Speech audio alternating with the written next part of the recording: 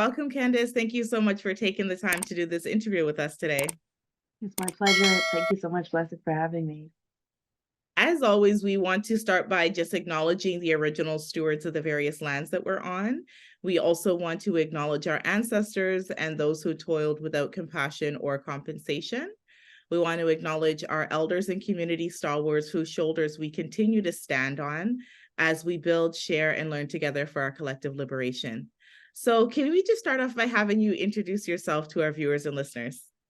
Absolutely. So I'm Candice Kotchapaw. I am the founder and executive director of the nonprofit organization called Developing Young Leaders of Tomorrow Today, DILOT for short. And DILOT is a Black youth focused leadership incubation organization, and we are specifically focused on positively influencing and impacting the education to employment outcomes of Black young people, so children and youth and young professionals between the ages of 8 to 35.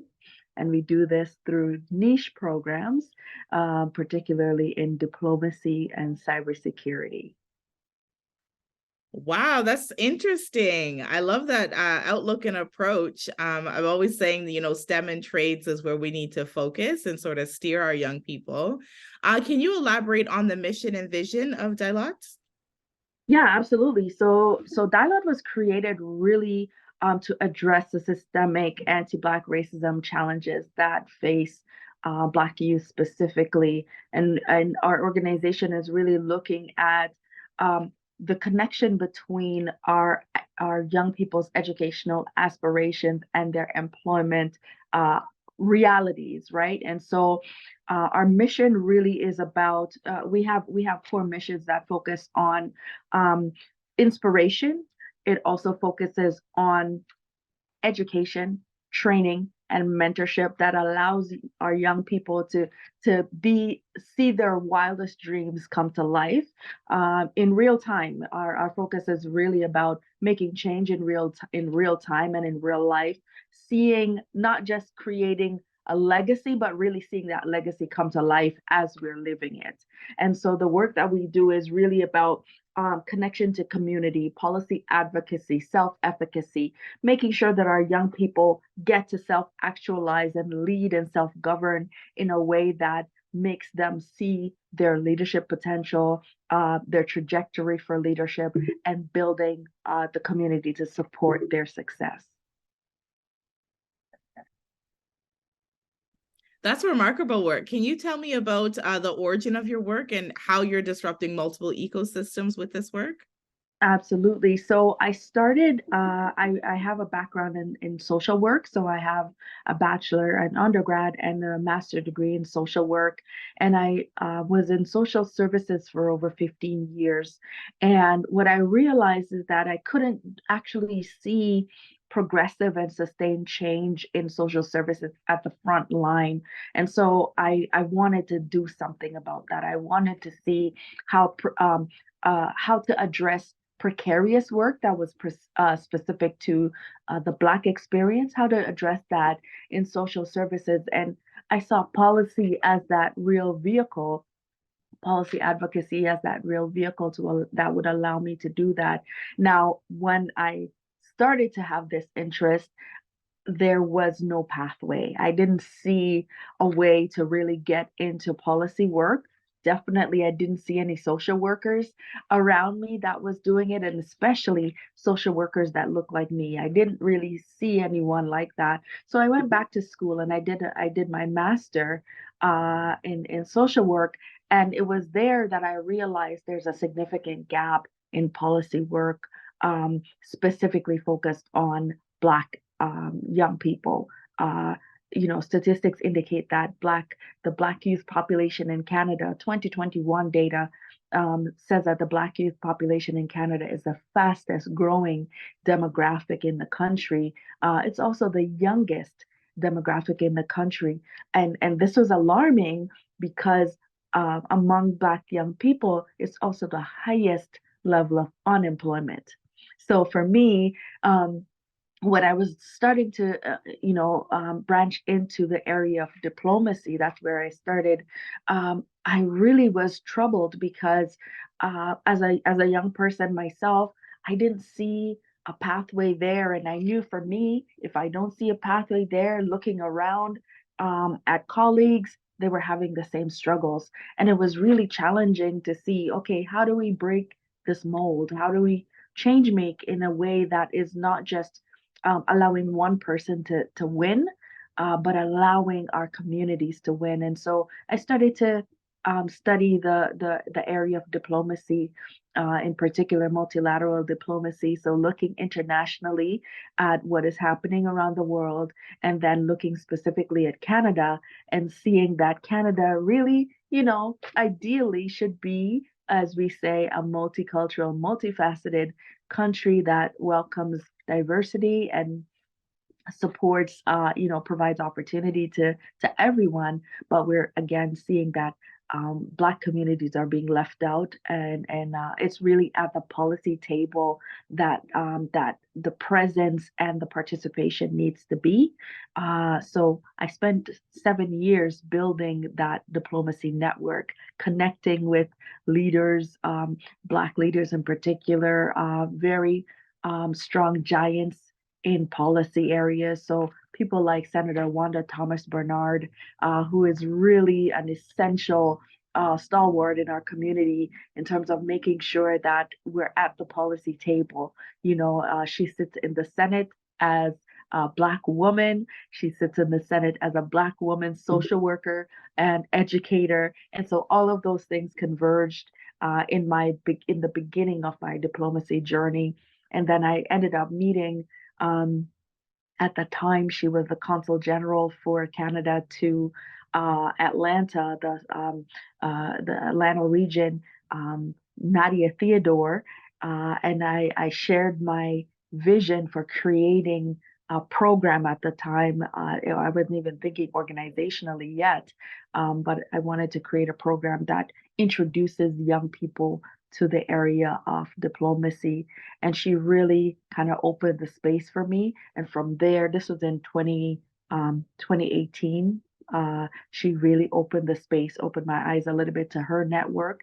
Now she sits as Canada's permanent representative to the World Trade Organization in Geneva, and just really opened space for me to see the possibilities. And then that sparked the idea of creating an actual organization and program called the Black Diplomats Academy. And this is fully a culmination of the 7 years of network building that I amassed over the time, as well as understanding the different multilateral policy tools and being able to bring all of those things together into the Black Diplomats Academy, providing that education, that training, and that mentorship to help support that career trajectory for young people. So it was a full circle moment in creating this program. Wow. I mean, I know exactly what you mean by like, it's like the last 15, 20 years of your life has sort of been preparing you for this. And Exactly. it's all coming together and making sense. That's a remarkable story. So I definitely don't have to ask, why DEI is so important to the work that you do, because it's all about the work that you do. And you've elaborated on that very well. But what inspires you most about your current model at DILOT? Yeah, I think what inspires me most is, like I said, we see change in real time, right? We're seeing the impact happening every day that I come to work. There's a story that I can connect to right away, and I say, this is exactly why I needed to do this, right? So if I think about it, I had a meeting with my Black Diplomats Academy um, program staff yesterday, and I said to them, I said, I love you professionally, right? Because you have to be careful about what you say, right? But I said it, I love you all professionally because the work is so close to the heart, you know. And I see them. I ask them for feedback, and they give it to me like this, and I see the passion that exists in how they do their work, that they love their work because they don't feel like, they have to be tied to a particular way of doing things because they're creating, in essence, they're creating themselves. And so that's inspiration for me. I'm seeing that a path did not exist. I created an employment opportunity for these young people that did not exist, and they're creating space for other young people that did not exist too. So it's about that, in a way paying it forward, but in a way really um, doing the heavy lifting right now, knowing that it's a cascading effect of heavy lifting that's producing results immediately. So that in itself is inspiring for me. Absolutely. I mean, when you break it down like that, it's so true. I see what you mean by, loving them professionally. In my work, I work predominantly with women, Black women, BIPOC communities, and it's all about sisterhood. Yeah. So it's the same thing. Wow, that camaraderie is there, and like it's everything to see the passion in people when people are doing like what they truly love to do, and when you can ignite that or show them the way or help them unlock that. It's just a beautiful experience. So I definitely understand you and appreciate your sentiments in regards to that. It takes a lot to build your tribe too, so it's Mhm. everything to have the right people in place and around you and create that environment and that culture that everyone really can just perform at their optimum level. So yeah, I think that's remarkable to even build something like that. So if we shift gears a little bit, can you share some of the challenges or barriers you face in your work, and what are you and your ideal team doing to overcome them right now? Yeah, I think, I have 4 years of experience of receiving a lot of no's. And so, first it was a no about, the question I got a lot at the very beginning and still get a lot is, why diplomacy? Why would you? I mean, it's so niche, it's so very targeted. And my response has always been, why not diplomacy? Because so this goes a little bit back to my social work. Um, I realized that social work is such a marginalized profession, right? It doesn't get a whole lot of respect in the grand scheme of professions, right? I could be an economist, or I could be a lawyer or a doctor, whatever. But social work seems so very, low end on the totem pole, pardon the expression. But so that in itself was a challenge for me, how to sell the work that I'm doing and make it um, valuable. I had to determine how to present a value proposition that makes sense for people. And it took me 4 years to really build that statement. So the inherent challenge around that is that, you're as a young organization under 5 years, funding is always a challenge. Access to resources, the necessary training, the right people, the right team to help to push the work forward. Those were always significant challenges, and at times barriers to progress. Um, but in a lot of ways, those were learning pillars for me, because I learned how to advocate where I was seeing those barriers rising up.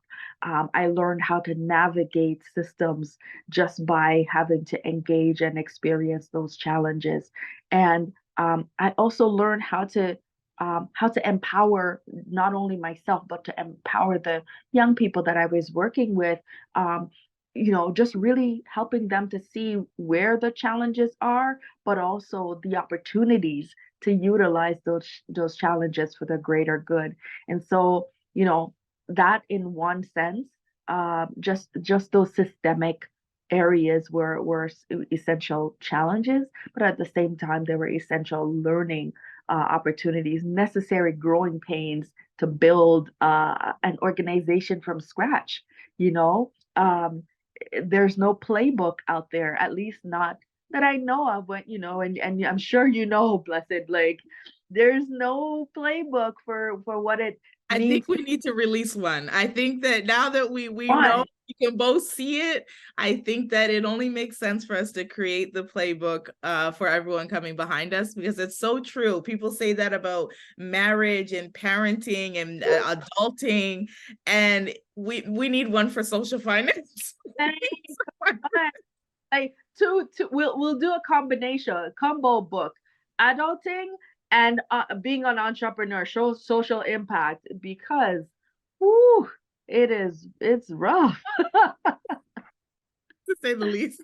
It's rough. It's fun. It can be fun and it's rewarding, but it is rough. It's all of the above, right? Again, people could say the same about parenting, marriage, everything. I was saying the other day to someone, relationships are not for the faint at heart. Like, it's not easy. But in the end, they say it's worth it. So for all the times that, like, it gives you joy, it, like, fills you up, you're filling somebody else's cup, for all those times that you see the impact that it has, it makes it worth it. Like, a lot like childbirth, right? Like, it's in the moment, it's challenging and it's taking everything in you. But in the end, you almost forget about the pain and the bruises and the scars from those battles that we have to fight on a daily basis. It's worth it in the grand scheme of things, but it's definitely challenging, and creating space where we can lean on one another and support each other the best we can is very important. I know you're doing a lot of amazing things, but do you have a key set of priorities that you want to highlight right now and share with our community? Yeah. So the reason I pushed forward with the academy, one of the reasons was really the achievement of human rights for people of African descent, and so um, and I do that through the policy work that I do at the academy, and since 2021, when we formally launched the Black Diplomats Academy, I really situated that program as the policy advocacy arm of the nonprofit called DILOT, right? And since then, our connection to the international policy landscape really brought us into the realm of the United Nations. And as you know, the United Nations declared the decade for people of African descent from 2015. Is that right? Yes, to 2024, right? And so there are these pillars that the Decade for People of African Descent upholds, right? Recognition, justice, and development. And so for me, through the Academy, I realized that most Black Canadians don't even know that we are in the last of the 10 years of the first decade for people of African descent. And so, and especially young people have no idea even what that means for them, right? Recognition really is about looking at the historical challenges that face Black young people, Black people generally, people of African descent globally, and recognizing the challenges, but also the opportunities to build and create systemic and systematic change. Justice, we focus on economic, legislative, and environmental justice. What does that even mean for our communities? Access to legislation that really positions us to succeed, positions us to get the necessary access to resources, the support that we never had, to build the community and the country that we really see as ideal to our good mental health, good social determinants of health, all of those things, really for us to be self-governed, situating that as access to justice and the implementation of equity for us. And then development is really to create the environment that allows us to survive, but really to thrive. what are those, key learnings, those key resources that we need to have at our disposal to make sure that we're really doing well. So those three pillars is really what I activate at the academy and what I push forward as knowledge mobilization within Canada to make sure that our communities know what time it is, right? And then also have are equipped to really dive in and to take ownership of our own success, right? So that's one priority that I have. The other is really making sure that the field and the incredible brilliance that exists within our communities don't get lost because of political the political winds that blow very, very adversarially towards us a lot of the times. So it's really making sure that we understand our civic responsibilities, but also know that there's power in our vote, there's power in our political engagement, and the opportunities to lead. There's an inherent power in it. So preparing our young people to use that power in the way that is going to best support our community's existence and sustenance. That's amazing. So we definitely want to champion that work. I see it as a win-win for everybody, of course, which is typically the way it should be, in the line of work that we do. Now, having said all that and knowing that that is your focus right now, two questions. How do you feel about the future of diversity, equity, and inclusion here in Canada? And what is your ultimate goal? So what does success look like for you and your colleagues? Yeah, I see the future of diversity, equity, inclusion, and I'm going to tack on belonging on that as well. I'll give my response in a kind of a story like. In 2020, when the pandemic hit, and then we had the dual pandemic, the racial violence, especially targeting Black people, when George Floyd and Breonna Taylor and the plethora of others that happened, um, we saw this collective societal response, right? Organizations responded, governments responded, corporate organizations responded, and there all of these commitments started to happen, right? Financial commitments, pledges of support, all of those things. But then, as we know, the winds of time, things change, political will changes, all of those things. And I saw that there was coming a time when Blackness was not going to be in vogue anymore. So, in order for me to see my work in diversity, equity, and inclusion and belonging have maintenance and sustainability beyond 2020, I said, you know what, DEI and belonging has to be tied to a particular set of goals that are unilaterally and universally accepted, right? And so, again, because policy has the power to maintain and to make change, I see um, DEI and belonging right now must be connected to policy anchors, right? So that it is not easily written off or removed as a thumbtack note or something like that. It has to be embedded in structural practices, right? And it's necessary for us to be represented in those policy mechanisms to make sure that it is maintained, the progress that we have been able to achieve since 2020, right?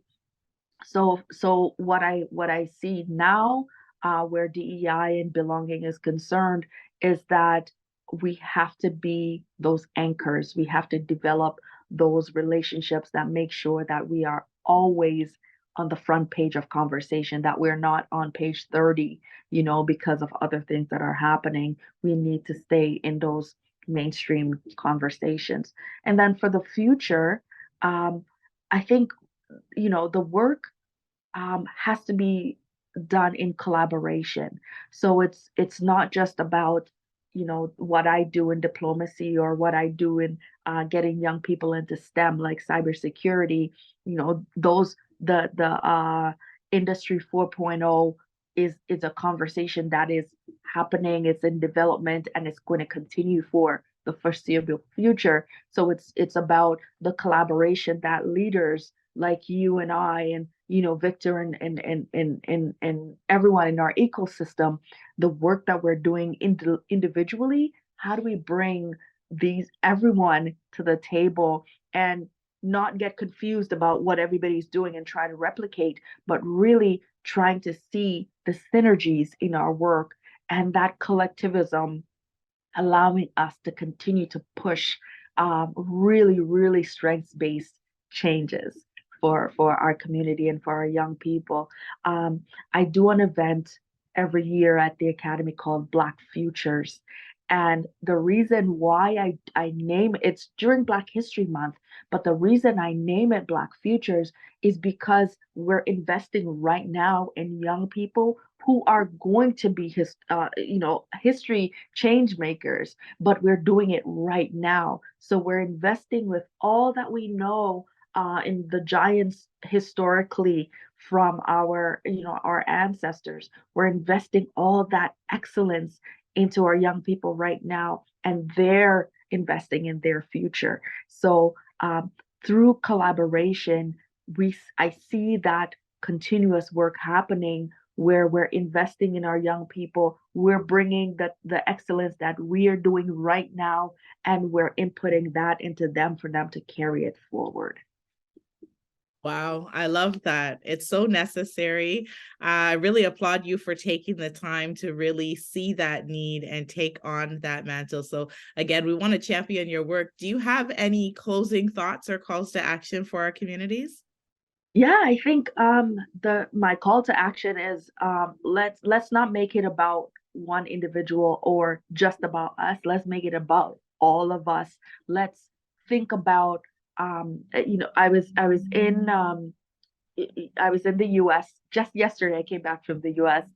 After a week and a half trip, and the last meeting I attended, one of the presenters said, "Collaboration beats competition every day," and I think that resonated so strongly with me because a lot of the times in our community, um, it seems like we have to compete. We have to, outdo, and it's so heavy mentally. It's such heavy work to think I gotta get up and do all this and make sure I'm better than.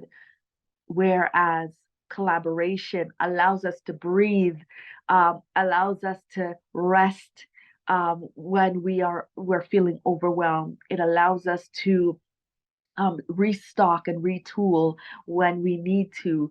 And so my call to action is let's collaborate as much as we can, understanding that, sometimes it's violent out there and we need that sisterhood, that tribe to really, help us survive a lot of the times.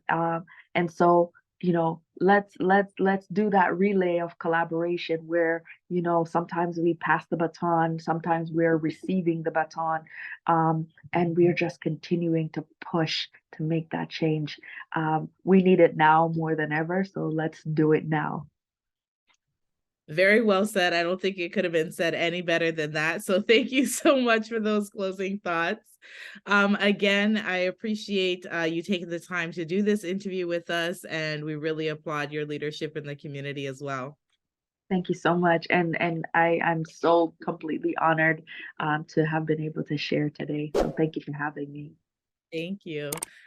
We just want to close off the way we began by acknowledging the original stewards of the various lands that we're on, as well as our ancestors and those who toiled without compassion or compensation.